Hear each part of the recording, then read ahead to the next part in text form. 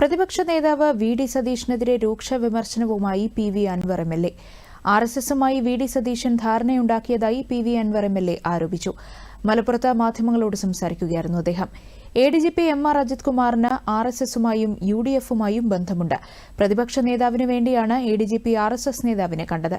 ഇക്കാര്യത്തെക്കുറിച്ച് തനിക്ക് നേരത്തെ വിവരം ലഭിച്ചിരുന്നുവെന്നും പി വി അൻവർ പറഞ്ഞു. ആർഎസ്എസ് നേതാവിനെ കണ്ടു.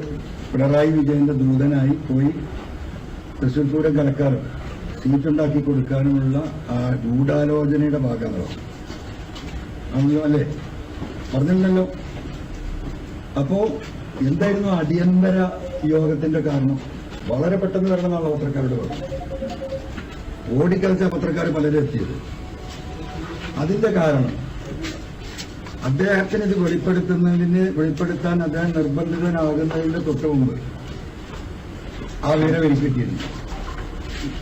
അത് ഞാൻ വെളിപ്പെടുത്തും. എന്റെ കയ്യിൽ കിട്ടിയ വിവരം അജിത് കുമാറിന്റെ സൈബർ സംഘം അറിഞ്ഞു ഈ മെസ്സേജ്. അപ്പോഴാണ് അടിയന്തരമായിട്ട് ഇങ്ങനെ സമ്മേളനം നടത്താൻ ഇവർ തമ്മിൽ ഗൂഢാലോചന. എന്താ കാരണം?